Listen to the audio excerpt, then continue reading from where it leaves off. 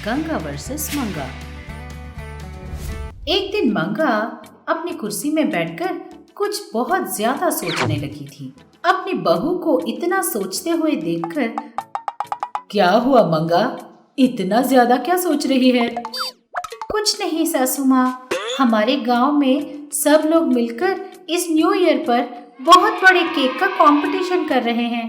जो कोई पूरे गांव में सबसे बड़ा केक बना पाएगा ना, उसे 1 लाख रुपए का इनाम मिलेगा। हाँ, किसी भी तरह मुझे ये कंपटीशन जीतना है और वो इनाम के पैसे लेना है। अरे लेकिन इसमें इतना सोचने की क्या बात है? तुझे केक बनाना तो आता है ना, बस जाके तू वही काम कर। ये केक थोड़ा बड़ा है, इसलिए थोड़ी ज्यादा मेहनत करनी पड़ेगी। एक बात बता, तेरे दिमाग में कोई खुराफाती आइडिया तो नहीं चल रहा है ना? अरे नहीं नहीं, इस बार मैं कोई चीटिंग किए बिना ही खेलूंगी। चाहे तो मैं आपके सर की कसम खा सकती हूँ। अरे अरे, तू मेरी कसम क्यों खा रही है? तुझे जो करना है कर ले, मुझे बीच में मत ला, समझ गई? ऐसा बोलकर गंगा वहाँ से चली जाती है। गंगा के जाते ही मंगा अपने मन में सोचती है, अभी इतना बड़ा केक बनाऊं तो बहुत खर्चा आएगा, क्या करूं? तभी दिमाग में एक आइडिया आता है। तब वो तुरंत जाकर एक बड़ा सा बैलून लाकर उसे खूब फुलाकर बड़ा करती है। उस बैलून पर वो खूब सारा क्रीम लगाकर उसे एक बड़े से केक का शेप दे देती है। वारे वाह, क्या बात है मंगा, इतने कम समय में, बहुत कम पैसों में तूने इतना बड़ा केक बना डाला ना। मंगा, तू तो एकदम ग्रेट है यार। कंपटीशन का दिन आ गया। पूरे गांव के लोग बड़े खुशी खुशी अपनी अपनी बनाई हुई केक्स को लेकर कंपटीशन में आते हैं। मंगा भी बड़े शान से अपना केक वहां लेकर आती है। इतने बड़े केक को देखकर सारे गांव वाले दंग रह जाते हैं और वो लोग सब कानाफूसी करने लगते हैं। अरे बाप रे, कितना बड़ा केक है ना। अरे अरे, देखा तुमने, कितना बड़ा केक है ना। इस तरह वहाँ पे खड़े सभी लोग उस केक को बस देखते ही जाते हैं। दूर से ये सब देख रही गंगा को अपनी बहू मंगा पर शक होता है और वो अपने मन में सोचती है, क्या कहा? इतना बड़ा केक मेरी बहू ने बनाया है? मगर ये तो सरासर नामुमकिन है। पक्का उसने कोई ना कोई गड़बड़ जरूर की होगी। मुझे अभी जाकर बात का पता लगाना होगा। ऐसा बोलकर गंगा तुरंत अपने घर जाकर अपना मैजिकल ग्लोब निकालकर उसमें सब कुछ देखती है। मंगा एक बैलून से केक बनाते हुए देखकर गंगा की आंखें फटी की फटी रह जाती हैं। वाह रे मेरी बहू, लोगों को उल्लू बना रही है ना तू। तुझे ऐसे नहीं छोड़ना चाहिए। ऊपर से तूने मेरे सर की कसम भी तो खाई थी। तुझे ना मैं बिल्कुल नहीं छोड़ूंगी। गंगा उस कंपटीशन की जगह पर पहुंच जाती है। वहां सब लोग भीड़ बनाकर मंगा की बनाई हुई केक को देख रहे थे और उस गांव के बड़े बुजुर्ग मंगा के केक को ही विनर घोषित करते हैं। मंगा बहुत खुश हो जाती है और वो उस चेक को लेने के लिए दौड़ते हुए स्टेज पर पहुंचती है। तब गंगा एक पिन लेकर उस केक के अंदर रखी हुई बैलून को फोड़ देती है। उस गुब्बारे के फटते ही उसके ऊपर लगा हुआ क्रीम उड़ते हुए जाकर सब लोगों के कपड़े और बड़े प्यार से बनाए हुए केक भी खराब हो जाते हैं। खराब हो जाने की वजह से गांव वालों को बहुत गुस्सा आता है। हम लोगों को इतना बड़ा धोखा दिया तूने। तेरी वजह से सारे केक खराब हो गए। इस तरह सब लोग उसे डांटते हैं और उसे दिया हुआ चेक भी वापस ले लेते हैं। तब वहां पहुंची गंगा उन सब से कहती है, 1 मिनट रुक जाइए। क्या बात है? सब लोग मेरी बहू को क्यों डांट रहे हैं? गलती तुम लोगों की भी है। गंगा की बात सुनते ही सारे गांव वाले दंग रह जाते हैं और एक दूसरे से बातें करने लगते हैं। अरे, हम लोगों ने क्या किया? त्योहार का मतलब होता है कि सब लोग मिलकर कुछ करें। इस तरह अलग अलग करके आना नहीं। अगर पूरा गांव एक होकर बस एक ही केक बनाता ना, तो हम इतना बड़ा केक बना सकते थे जो किसी ने आज तक नहीं देखा होगा। ऊपर से उस प्राइज मनी से हमारे गांव का कोई ना कोई समस्या का तो हल निकल ही जाता। इस तरह करने से पूरा गांव एकजुट होकर हम में एकता की भावना बढ़ती और सब लोगों को भी फायदा होता। गंगा की बातें सुनते ही सारे गांव वाले खुशी से तालियां बजाने लगते हैं। गंगा की बातों से प्रभावित होकर सारे गांव वाले एक साथ मिलकर एक बहुत बड़ा जायंट केक बनाते हैं और न्यू ईयर को बड़े प्यार और खुशी से सेलिब्रेट करते हैं। बहुत बहुत शुक्रिया सासू माँ, आज आप सही वक्त पर आकर मेरी जान नहीं बचाती तो पता नहीं क्या होता। लेकिन अचानक से वो बैलून फट कैसे गया? पता नहीं, मुझे क्या पता, हो सकता है किसी ने पिन से उस बैलून को फोड़ दिया हो। ऐसा बोलकर गंगा धीमे धीमे से मुस्कुराने लगती है। गंगा को मुस्कुराता हुआ देखकर मंगा को शक हो जाता है कि उसकी सास ने ही ये सब किया होगा। हाँ, मेरी सास इतने भरोसे के साथ ऐसा बोल रही है तो इसका मतलब यही होगा कि ये सब इन्हीं का किया धरा है। सासू माँ, मैं तुम्हें नहीं छोड़ूंगी, इस तरह मंगा सोचती है। गंगा वर्सेस मंगा। लालची बहू मैजिक वॉच। एक दिन गंगा दुखी मन से घर आती है। उसे देखकर मंगा कहती है, क्या हो गया, इस तरह उदास क्यों है? वो सासू माँ, आपको याद है ना, मैं अपनी दोस्त की शादी में गई थी, वहाँ मेरा हैंडबैग खो गया। अगर आपको बताती तो आप बहुत डांटती, तो मैं ढूंढने चली गई पर मिला ही नहीं, इसलिए उदास हूँ। अच्छा, तो चिंता मत कर, तेरी बैग का पता चल जाएगा, जरा रुक जा। कहकर वह अपनी पुरानी पेटी से एक मैजिक घड़ी लेकर आती है। ये ले, ये मैजिक वॉच है, इसे लगा कर जा, यही तुझे तेरी हैंडबैग तक लेकर जाएगी। कहकर वह मैजिक वॉच गंगा को देती है।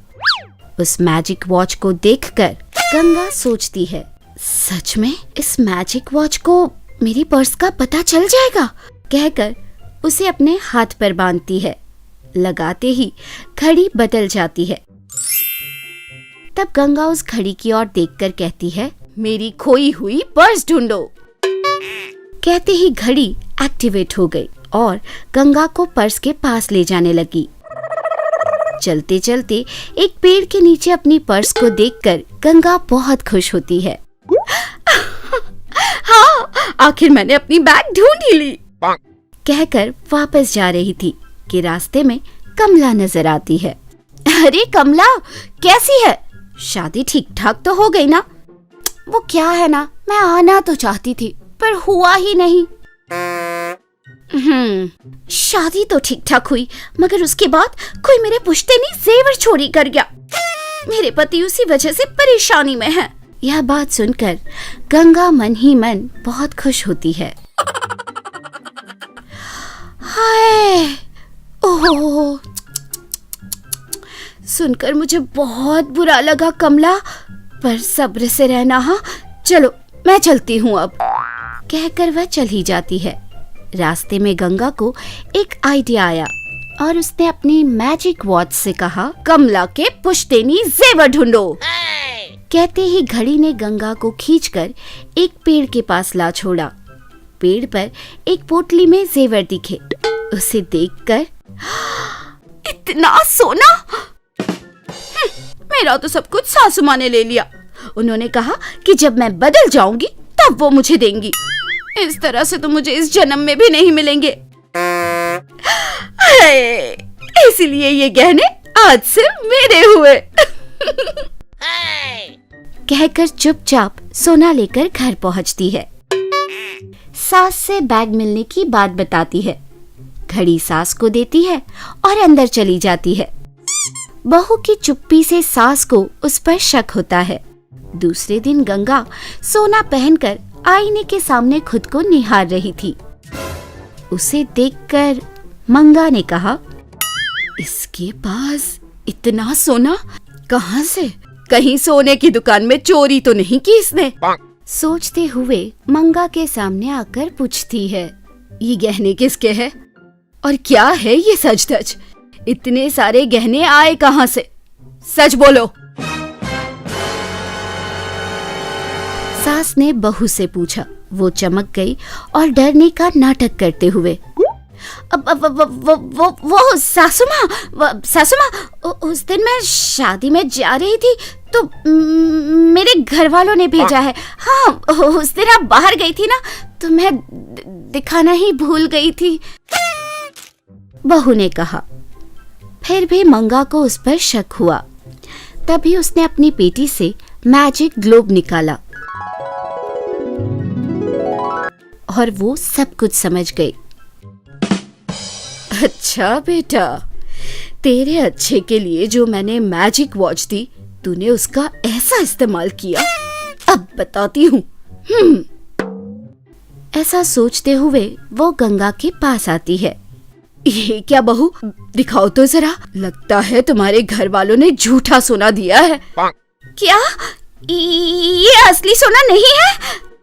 मेरे इतने सारे साल के अनुभव से कह रही हूँ, ये झूठा सोना लग रहा है। अब ठीक है, अगर मेरी बात पर यकीन ना हो तो पास वाले आचार्य जी से जाकर पूछ लो, वही बताएंगे। क्या ये झूठा सोना है? बेहतर होगा कि मैं एक बार जाकर आचार्य जी से इसकी परख दिखा दूं। हाँ, यही सही रहेगा। यह कहकर वह आचार्य जी के घर के लिए निकल जाती है। मंगा कमला को फोन करती है। सुनो बेटी, जो तुमने सोना खो दिया था वो मेरी बहू के पास है, तुम्हारे लिए साफ करवाने आचार्य जी के पास लेकर गई है, तुम वहाँ से सोना ले लो। सुनकर कमला बहुत खुश होती है। तुरंत आचार्य जी के घर के लिए निकलती है। वहाँ सोने को पत्थर से लगाकर आचार्य जी ने कहा, बालिके, ये 1 नंबर खरा सोना है। सुनकर गंगा बहुत खुश होती है। तभी वहाँ कमला आती है। उसे देखकर गंगा डर जाती है। वो कुछ कहने ही वाली थी कि अपने सोने को देखकर कमला ने कहा,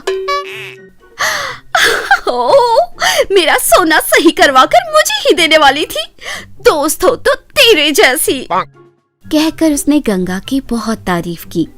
गंगा को कुछ समझ नहीं आया, पर चोरी का इल्जाम उस पर नहीं पड़ा, इसलिए वो बहुत खुश हुई। पर कमला को कैसे पता चला कि वो यहाँ है, ये गंगा को समझ नहीं आया। वैसे कमला, तुझे कैसे पता चला कि मैं तेरा सोना ठीक करवाने यहाँ आई हूँ? क्या बात करती है, मुझे कैसे पता चलेगा? तेरी सास ने जो बताया मुझे। ओह, मेरी सास ने।